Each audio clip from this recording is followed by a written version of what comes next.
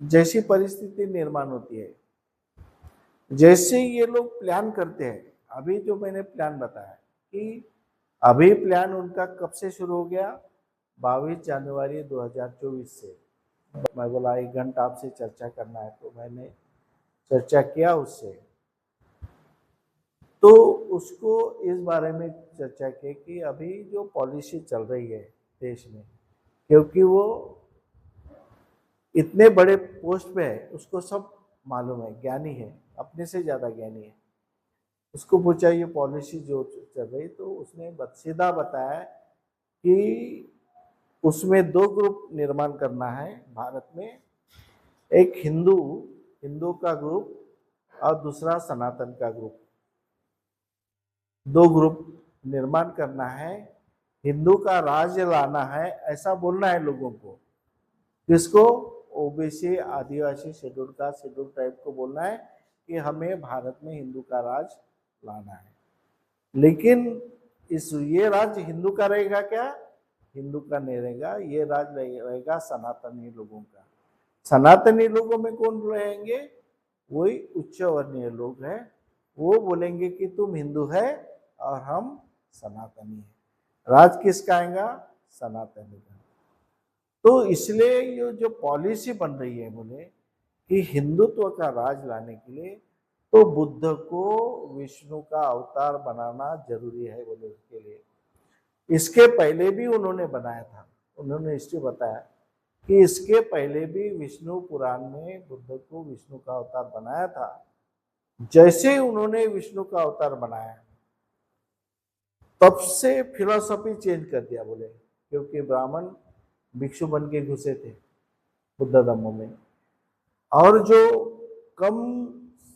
कमजोर लोग थे, ब्राह्मण छोड़ के बाकी जो कमजोर भिक्षु थे, उसको उन्होंने किनारे लगा दिया, उनको कोई महत्व नहीं। जो बुद्ध धर्म में तथागत बुद्ध के परिनिर्वाण के बाद में जो वर्चस्व बना रहा, वो किसका वर्चस्व बना रहा? सम्राट अशोक के जमाने में भी जो मोगरीपुत्र तिस्स था, जो सम्राट अशोक का गुरु था, धर्म गुरु था, वो भी ब्राह्मण था।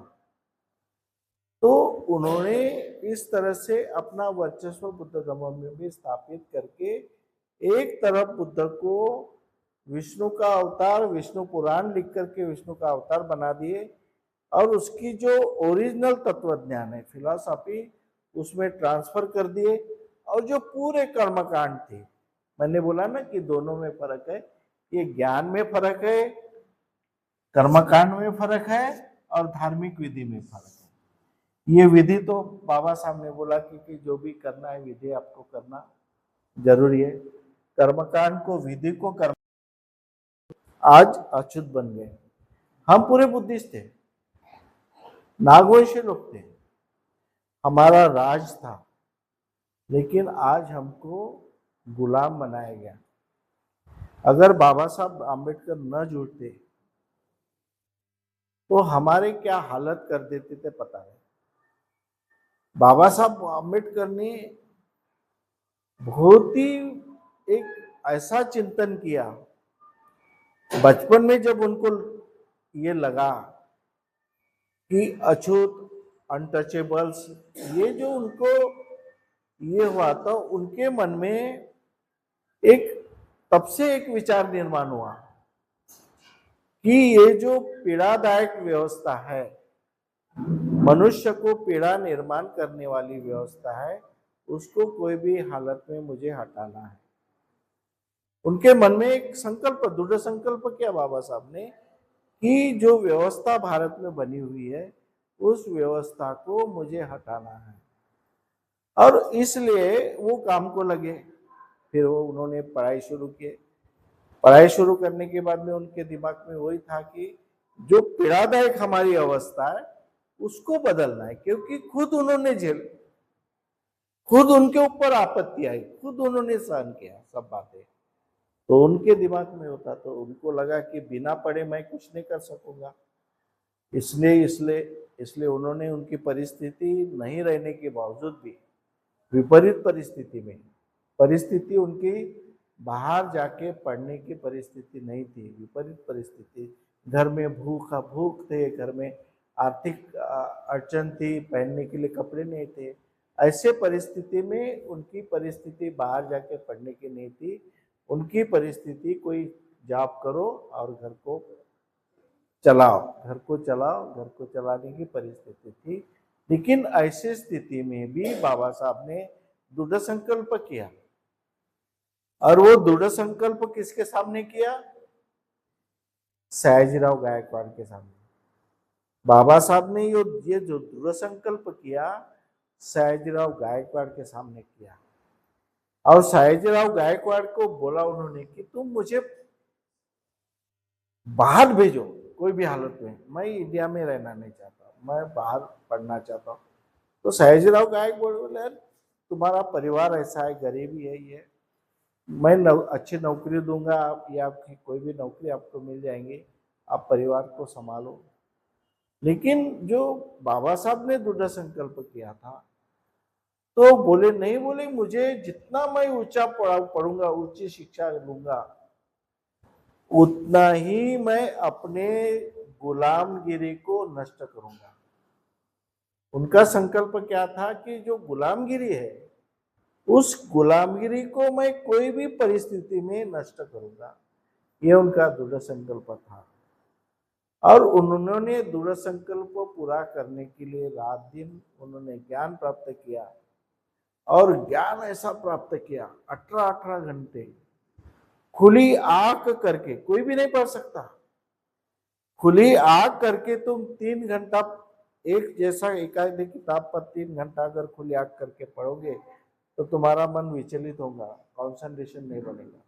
लेकिन बाबा साहब ने 18 घंटे खुली आंख करके कंसंट्रेशन करके जो साधना की, वो साधना करने के वजह से उन्होंने जो उच्च ज्ञान प्राप्त हुआ, और उच्च ज्ञान प्राप्त होने के वजह से हमारी गुलामगिरी तोड़ सके। वो अगर वो इतनी मेहनत नहीं करते, अपने परिवार को देखते, उच्च शिक्षा नहीं लेते, तो आज हमारी परिस्थिति बदलती नहीं।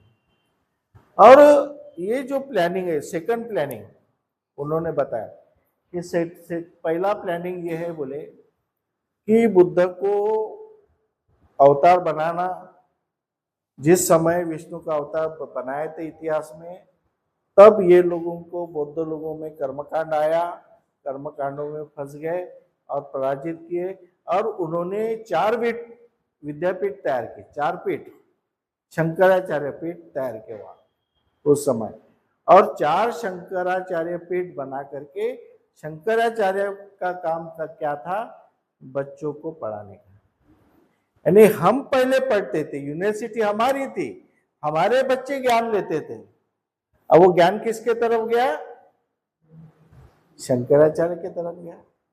वो अपने बच्चों को पढ़ा रहे, और हमारे लोगों ने ज्ञान से कहां तक आए? वो कर्मकांडों में आ गए।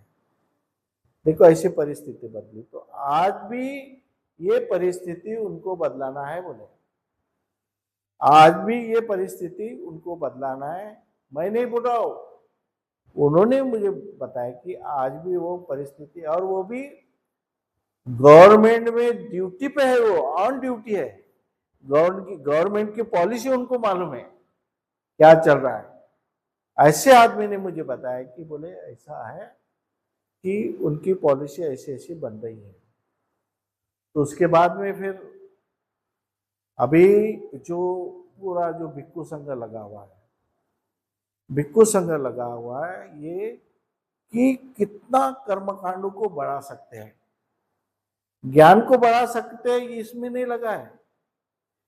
ज्ञान तो छोड़ ही दिया उन्होंने, कर्मकांडों को कैसा बढ़ा सकते हैं? कर्मकांड ही सब कुछ है, कर्मकांडों से ही तुम्हारी समस्या, तुम्हारे दुख, जैसे बाबा बताते हैं ना, वो देव ईश्वर ईश्वर करो तो तुम्हारे दुख दूर हो, सिर्फ कुछ नहीं, ईश्वर ईश्वर करते जाने का, वो इसका नाम लेने का, परमेश्वर का जपने का, तुम्हारी समस्या दूर होंगी। इसी टाइप का बुद्ध धम्म में आ गया। अभी तुम भगवान का नाम लो, तुम भगवान के ईश्वर तथागत बुद्ध के कर्मकांड करते जाओ, कर्मकांड करने से तुम्हारी समस्या दूर होगी। ये जो हिंदू की तत्वज्ञान है वो बुद्ध धर्म में फिर से एस्टेब्लिशमेंट हो रही है। और ज्ञान जो है, मुख्य ज्ञान था आधार, बुद्ध धर्म का मुख्य ज्ञान जो आधार था वो छूटते जा रहा है, इसलिए प्रॉब्लम वाला। और दूसरी बात जो संघर्ष की बात थी, वो संघर्ष हमारा छूटते जा रहा है। आज किसी पे कुछ हमला हो गया तो दूसरा आदमी घर के बाहर नहीं निकलता, वो जाए उसका जाने, वो उसका कर्म वो जाने। हम किसी को मदद नहीं करते, किसी को सहायता नहीं करते। हमारे मन में जो मैत्री भाव था, हमारे मन में आपस में प्यार था। अरे हम आपस के लोग हैं, यहाँ के लोग हैं, हम ऊँट खाने के लोग हैं, हम दुश्मन कैसे बन सकते हैं एक में के? हम पड़ोस में रहते हैं, वो भिक्षु नहीं है, हम भिक्षु है, हम एक में के दुश्मन कैसे हो सकते हैं? इंसान इंसान को जोड़ना है। और हमारा संघर्ष दूसरे से, हम एक परस्पर दुश्मन नहीं हो सकते। भलाई विचार अलग होंगे, किसी के विचार पट्टे होंगे, किसी के नहीं, लेकिन हम दुश्मन नहीं हो सकते। जब परिस्थिति हमारे पर आए वो दौड़ के आएंगे, जब उनके ऊपर परिस्थिति आएंगी तो हम दौड़ के आएंगे। हम इंसान इंसान की मदद करने के लिए आए हैं। पैदा हमारा जन्म ही इसलिए हुआ कि इंसान इंसान को झगड़ने के लिए, दुश्मनी करने के लिए नहीं हुआ। हमारा जन्म हुआ मदद करने के लिए। एक में के विचार तो अनेक रहेंगे, भाई भाई के विचार नहीं पड़ते, तो विचारों में तो बदलाव रहेगा। एक घर में रहने वाले जो जुड़वा भाई है उनके विचार नहीं पड़ते, तो विचारों में तो बदलाव रहेगा, विचारों में थोड़ा फर्क रहेगा विचार। लेकिन हमारा जो मेन मकसद है मनुष्य मनुष्य की सहायता करना, मनुष्य मनुष्य में भाईचारा बनाना, मनुष्य मनुष्य के को जोड़ना, तोड़ना नहीं। तो उनका जो पॉलिसी है वो क्या, सेकंड पॉलिसी बताया कि बाबा साहब को बुद्ध से अलग करना है। देखो ये भी पॉलिसी आपके समझ में आने को ना, कि बुद्ध जैसे बुद्ध को बाबा साहब 1956 को जुड़े, जैसे बुद्ध ने, बाबा साहब ने बुद्ध धर्म की दीक्षा ली, जब से दीक्षा ली तब से हमारा जो लाखों करोड़ों समाज है वो बुद्ध धर्म से जुड़ा। नहीं तो हम पहले बुद्ध धर्म से जुड़े थे क्या? बाबा साहब ने जैसा बुद्ध धर्म लिया, स्वीकार किया, वैसा उसी मैदान पर, उसी दीक्षा भूमि पे 7 लाख लोगों ने बुद्ध धर्म की दीक्षा ली और 3 लाख लोगों ने चंद्रपुर की दीक्षा ली एक ही समय में। तो आज इतना बड़ा समाज, नहीं तो बुद्ध धर्म कहाँ था? वो 7 सिस्टर अरुणाचल प्रदेश में था, तो नागालैंड में था और जंगल में था। आज भी वो जंगल में वैसे थे, आज भी वहाँ की लड़कियां नागपुर में आके पढ़ती है, आज भी उनके पास कोई अच्छे मकान नहीं है, जंगल में रहते हैं। लेकिन जैसे बाबा साहब बुद्ध को जुड़े, वैसा हमारा समाज एकदम गुलामगिरी से मुक्त हो गया। आज जैसा हमारा समाज मुक्त हो गया तो बाबा साहब ने बोला पढ़ो, एजुकेट टू एजुकेट। तो हमारा समाज ज्ञान के तरफ बढ़ा, कर्मकांड को पूरा छोड़ दिया। नहीं तो पूरे अपने समाज में कितने कर्मकांड थे, हर एक के गले में धागा था, तो हमारे कमर में धागे थे, काले काले धागे से पूरा हाथ में काले धागे, कितना कर्मकांड। तो माता के तरफ जाओ, पानी चढ़ाओ, उसको घर में देव है उसको पूजा करो। उन्होंने कर्मकांड को छोड़ करके ज्ञान के तरफ अपना समाज झुका। हर एक घर में ज्ञानी पैदा हुआ, जैसे बाबा साहब बुद्ध से जुड़े और जैसा ज्ञानी हुआ, आज हमारे कलेक्टर हो गए, आज हमारे सचिव हो गए, और संघर्ष से जुड़ा। सिर्फ बाबा साहब नहीं जुड़ा, बाबा साहब जुड़ने से संघर्ष करने वाले लोग जुड़े। इन्होंने कोई संघर्ष नहीं किया। जो पारंपरिक बुद्धिज्म के लोग हैं, 7 सिस्टर के लोग जो आसाम, अरुणाचल, हिमाचल प्रदेश के, वो सिर्फ अपने जीवन जीने में मस्त है जंगल में। बस उनको, एक बरवा समाज के भिक्षु आए थे यहाँ पर, वो हमारे लोग चिढ़ गए, भाई लोग चिढ़ गए। वो बोले बाबा साहब ने बहुत नुकसान किया। तो बोले काय का नुकसान किया? नहीं, बोले शेड्यूल कास्ट मार लोगों को बुद्ध धर्म की दीक्षा ली, ये तो अछूत लोग है बोले, बुद्ध विहार में आने लायक नहीं है बोले, उनका जन्म ही अछूत होकर के हुआ। ये कुछ लोग जो दिमाग में अभी भी बैठा है, जो उनके पुराणों में लिखा है कि आदमी का जन्म उसी लिए हुआ, ये सेवा करने के लिए ही जन्म हुआ। आज हमारे बारे में जो हिंदू धर्म में जो बोला जाता है या दूसरे लोग कहते हैं हमारे बारे में, हमारी पीड़ा नहीं देखते, हमारा ज्ञान नहीं देखते, हमारा कर्तृत्व नहीं देखते, हमारा आचरण नहीं देखते, क्या बोलते, इनका जन्म ही सेवा करने के लिए हुआ, उनको सेवा करना ही पड़ता, उनको दया नहीं आती। हमारा बच्चा दूध के लिए बिलखता है, रोता है, छोटा सा दूध लाके नहीं देंगे उसको, वो शिव पिंडी पे दूध डालेगा मड़का भर करके, लेकिन उसको दूध नहीं देंगे, क्योंकि उनके मानसिकता ये है कि इनका जन्म ही इसीलिए हुआ, इनकी पैदाइश ही इसीलिए हुई। हमारे तरफ कोई दया से कोई देखने वाला नहीं था, इसलिए बाबा साहब आम्बेडकर जो पैदा हुए, उन्होंने अपना दया नहीं मांगा, उन्होंने अपना अधिकार मांगा। हम भी भारत के रहने वाले लोग हैं, हम भी नागवंशीय लोग हैं, हमारा भी इस देश पे अधिकार है, हमें भागीदारी चाहिए, हमें अपना अधिकार चाहिए, तुम्हारा दया करुणा नहीं चाहिए, हमारा अधिकार चाहिए, हम भी इंसान हैं यहाँ के, हम भी भारत के रहने वाले हैं। तो आज वो इस तरह से भिक्खू के द्वारा इस तरह से प्लानिंग की जा रही है कि बुद्ध के साथ बाबा साहब नहीं होना चाहिए। समझ लो कितना बड़ा, वो इतनी सारी बातें मुझे जो समझाया उन्होंने, तो मैं बोला मैं क्या कर सकता हूँ। अरे बोले तुम्हारे शरीर पे चिवर है और तुम कैसे बोले पीछे हटने वाले हैं, तुम पढ़े लिखे हैं, तुमको प्रशासन शासन सब मालूम है, और तुम भिक्षु के चिवर पे है, तुमको काय का डर है, तुम जाके कलेक्टर के पास बैठो, तुमको चिवर है, तुमको कुछ नहीं बोल सकता बोले, तुम एसपी डीएसपी के तरफ चले जाओ बोले, चिवर है, तुम डरो मत बोले, मेरा सपोर्ट है बोले, तुम डरना नहीं बोले, लेकिन जो काम करना है बोले, बाबा साहब के लिए काम नहीं करोगे, बाबा साहब खत्म करेंगे ये लोग, बाबा साहब खत्म करेंगे तो संविधान खत्म करेंगे, संविधान खत्म करेंगे तो तुम्हारी परिस्थिति, तुम बुद्ध बुद्ध बोलते रहो, कर्मकांड करते रहो, बुद्ध प्रसन्न होगा एक दिन और तुम्हारे दुख को दूर करेंगे, बाबा सबको हटा देंगे। इतना बड़ा जो है वो प्लानिंग जो है हमें समझने की आवश्यकता है। इसलिए सबसे जरूरी है कि तत्वज्ञान जो निर्माण हो रहा है वर्तमान परिस्थिति में, इस तत्वज्ञान को हमें समझने की आवश्यकता है, और ये हर एक ने समझने को ना, ये तत्वज्ञान अगर आपने समझे तो दिन बदल जाएंगे, फिर पश्चाताप करने से कोई फायदा नहीं। छोटा बच्चा जब उसको माँ बाप बोलते कि तेरे पास सब कुछ है, तू पढ़ लिख अच्छा, वो बोलता नहीं नहीं मेरे को इंटरेस्ट नहीं पढ़ने में। जब बड़ा होता है, शादी होती है, फिर उसको कोई काम करना पड़ता है, तब बोलता मैं पढ़ता तो अच्छी नौकरी मिलती। अब समय निकल जाने के बाद में वो क्या करेगा, कुछ नहीं कर सकता। इसलिए अभी समय है, कोई भी बात समय पे करोगे तो कुछ न कुछ फायदा होगा। समय निकल जाने के बाद में हमारे हाथ में कुछ नहीं मिलने वाला है, कुछ नहीं मिलेगा। इतना जाल बुना हुआ हर जगह पे, हर रास्ते पे जाल बुना हुआ है।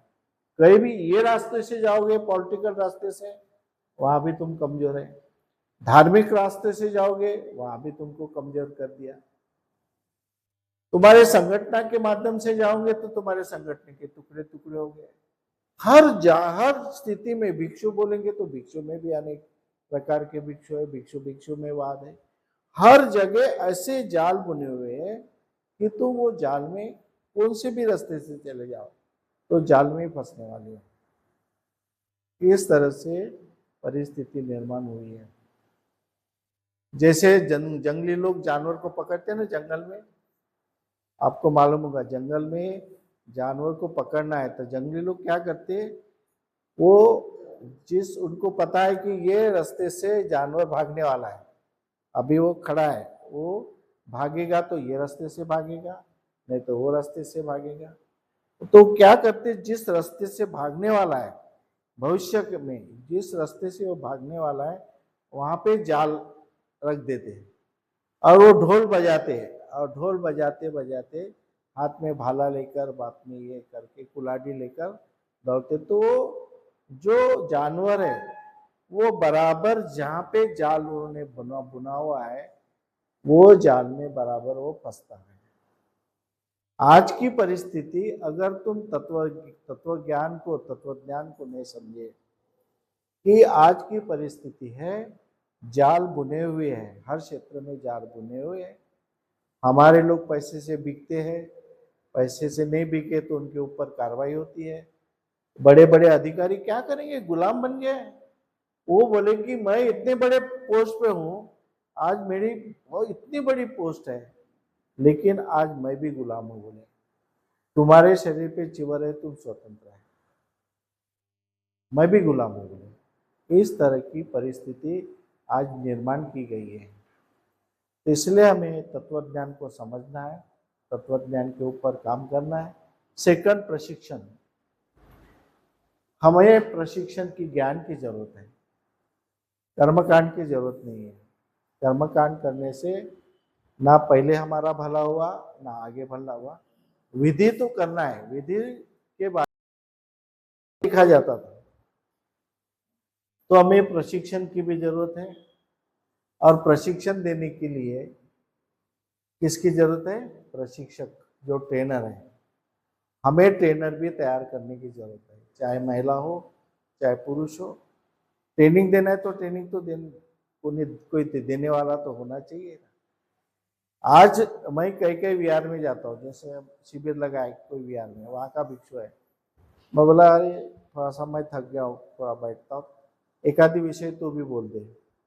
अरे बोलो नहीं, वो अपने को नहीं जमता,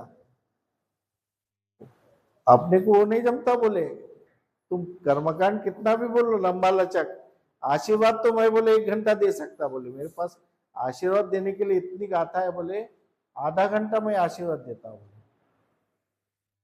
आशीर्वाद से किसका कल्याण हुआ। लेकिन आशीर्वाद में हमारे भिक्षु लोग इतने ट्रेन है, मैं एक जगह, हमें आशीर्वाद देने वाले भिक्षु की जरूरत नहीं है, कर्मकांड करने वाले भिक्षु की जरूरत नहीं है।